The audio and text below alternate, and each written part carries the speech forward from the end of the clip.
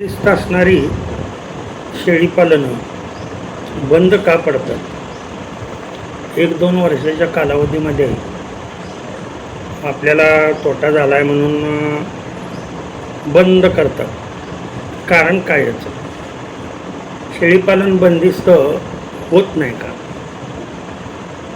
आणि होत जर असेल, यशस्वी होत असेल, तर बंद का पडतात? याचे काय कारण आहे?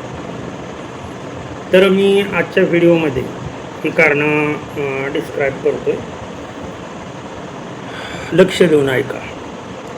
महत्त्वाची एक पहिली गोष्ट म्हणजे शेळीपालन करत असताना, बंदिस्त शेळीपालन करत असताना ट्रेनिंग न घेणे, पूर्वकल्पना शेळीपालनाबद्दल अजिबात नसणे, शेळीपालनाबद्दल जर पूर्ण माहिती नसेल, पिल्लाचं संगोपन कसं करायचं किंवा शेळीला कोणता चारा घालायचा, किती वेळेला घालायचा, शेळीच्या आजाराबद्दल किंवा खानपानबद्दल जर शेळीच्या माहीत नसेल, तर जो शेळीपालक बँकेतून कर्ज घेऊन शेळीपालन करतो, अशा व्यक्तींची लक्षात ठेवा 1-2 वर्षामध्ये शेळीपालन बंद पडतात. हे पहिलं कारण झालं.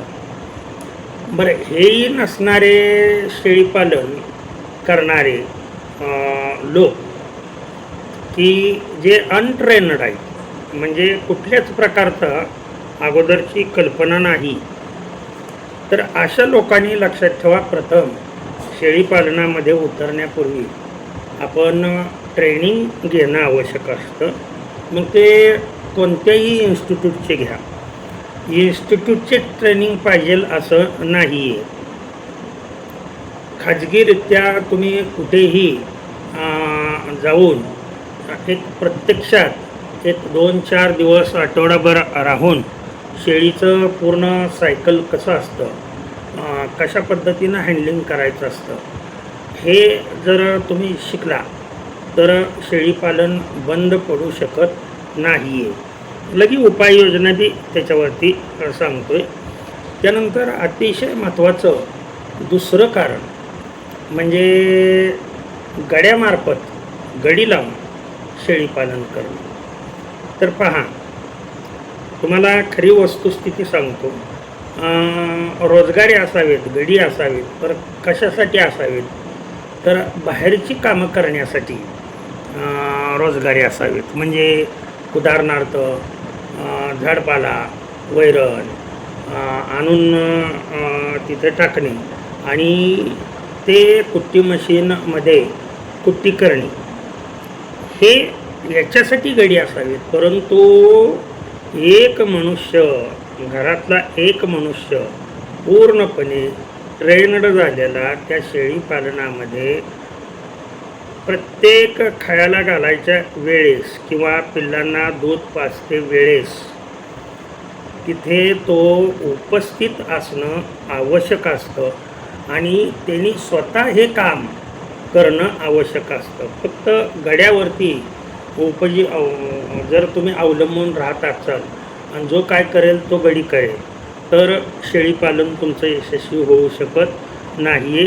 त्यासाठी स्वतः, मग स्त्री असेल पुरुष असेल, त्यांनी स्वतः उतरणं आवश्यक आहे. स्वतः त्या धंद्यामध्ये जाणून घेण्याची क्षमता असली पाहिजे आहे. एक शेळी जर तुम्ही व्यवस्थित सांभाळली तर कमीत कमी वर्षाकाठी एक शेळी, लक्षात ठेवा, वर्षाकाठी म्हणतोय 25,000, कमीत कमी 25,000चा आणि जास्तीत जास्त 60,000चा नफा देऊ शकते एक शेळी म्हणतोय. मग अशा तुम्ही किती शेळ्या पाळणार आहात त्याच्यावरती अवलंबून आहे, तुम्ही कशा पद्धतीनं यशस्वी होत आहे. आणि सर्वात महत्त्वाचं तिसरं कारण, सर्वात महत्त्वाचं कारण आहे, लक्षात ठेवा, हे जर तुम्ही बाकीचे सर्व असून उपयोग नाही, हे जर तुमचं नसेल तर तुमचं शेळीपालन 1.5 ते 2 वर्षामध्ये बंद पडणार. हे 101% सत्य परिस्थिती आहे. पहा, शेळीपालन म्हणलं की चाऱ्याची व्यवस्था करायला पाहिजे आहे. चारा म्हणलं की सगळेजणच काय करतील, सर्व शेळीपालक कडवळ लावायचं म्हणजे ज्वारी टाकायची आणि त्याच्यापासून येणारा चारा कुट्टी करून वापरायचा, नाहीतर मका याचा मुरघास करायचा आणि तो मुरघास शेळीसाठी वापरायचा. लक्षात ठेवा, शेळी हा असा घटक आहे की जो फक्त शेलका शेंडा फक्त खातो. शेलका शेंडा खाणारा किंवा शेलका माल खाणारी ही शेळी हा प्राणी असल्यामुळं या शेळीपालनामध्ये तुम्ही हे करण्यापूर्वी वेगवेगळ्या प्रकारची झाडपाला त्याच्यामध्ये मग सुबाबूळ असेल, सेवरी असेल, लक्षात ठेवा, त्याच्यामध्ये हादगा असेल किंवा त्याच्यामध्ये शेवगा असेल, नीम असेल, हे कमीत कमी पाच जे मी सांगितलं प्लॅन्ट झाडं, हे झाडं लावणं आवश्यक आहे. या झाडपाल्यावरती शेळी ही संगोपन करत असते. तुम्ही जर फक्त कडवळ आणि मका यांचा मुरघास करून जर तुम्ही शेळ्यांना वापरत असाल, शेळ्यांना जर घालत असाल, तर तुमच्या शेळ्या 1 ते 1.5 वर्षामध्ये खराब होतात, पुन्हा माझावर येत नाहीत आणि हळूहळू मरतूक वाढून शेळीपालन तुम्हाला बंद करावं लागतं. तर महत्त्वाची गोष्ट ही आहे की शेळीपालन करण्यापूर्वी तुम्ही या आत्ता सांगितलेल्या वनस्पती ह्या लावल्या पाहिजेत. याच्याबरोबर मेथी घास लक्षात ठेवा किंवा दशरथ घास. शेळीला कसा आहे, एकच चारा दररोज योग्य नसतो आणि यासोबत वाळला चारा म्हणून मग ती ज्वारीची वैरण असेल किंवा हरभरा चुनी असेल किंवा तुरी बुसकट असेल, हे तुम्ही तुमच्याजवळ असणं आवश्यक असतं. म्हणजे 2 वेळेला जरी समजा ओला चारा तिनं खाल्ला तर 1 वेळेला वाळली वैरण किंवा तूर बुसकट किंवा हरभरा चुनीचे बुसकट, हरभरा बुसकट हे त्या शेळीला असणं आवश्यक असतं. तर तुमचं शेळीपालन उत्कृष्टरित्या यशस्वी होतं.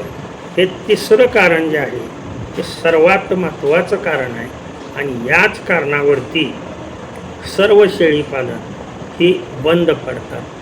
4थं कारण म्हणजे रोगाची माहिती नसणे. आता सगळे रोग काय शेळ्यांना एकदम येत नाही, तर रोग न येण्यासाठी लसीकरण, कोणती लस कोणत्या वेळेला टोचून घेणं आवश्यक आहे हे, आणि पिल्लांचं संगोपन, पिल्लांना दूध पाजण्याचं नियोजन आणि पिल्लांची वाढ, पिल्लं ही मुख्य याच्यामध्ये असतात. त्याच्यासाठी वर्षाकाठी कमीत कमी आपणाला एक सुपरवायझर, आलं का लक्षात, की अनुभवी, मग तो माझ्यासारखा असेल किंवा कोणी असेल, असा नेमणं. मग ते वर्षाकाठी 5,000 रुपये गेले तरीसुद्धा चालतात. पण ते 5,000 तुम्हाला 5 लाख रुपये जर मिळवून देत असतील, तर आपल्याला जर माहीत नसेल तर ट्रेन होण्यासाठी आपण कमीत कमी 1 वर्षासाठी तरी ऑनलाईन का होईना, परंतु अशा पद्धतीनं ट्रेनर हे ठेवणं हे आवश्यक आहे. सर्वसाधारण शेळीपालन बंद होण्याची काय कारणे असतात हे मी आपणास या व्हिडिओमार्फत सांगितलं. भगवंताने दिलेलं ज्ञान आपणाला जरूर आवडेल. आपण कोणत्या गावातून पाहत आहात आणि आपणास व्हिडिओ कसा वाटला याबद्दल आपलं मत कमेंटमध्ये प्रयुक्त करा. आवडला असेल व्हिडिओ तर चॅनलला लाईक सबस्क्राईब करा. झालेली सेवा भगवंताच्या चरणी अर्पण करून सेवेला पूर्णविराम देतो. कुंडलिक वरदार विठ्ठल श्री ज्ञानदेव तुकाराम पंढरीनाथ भगवान की जय. अवधूत चिंतन श्री गुरुदेव दत्त. विठ्ठल विठ्ठल विठ्ठल विठ्ठल विठ्ठल विठ्ठल.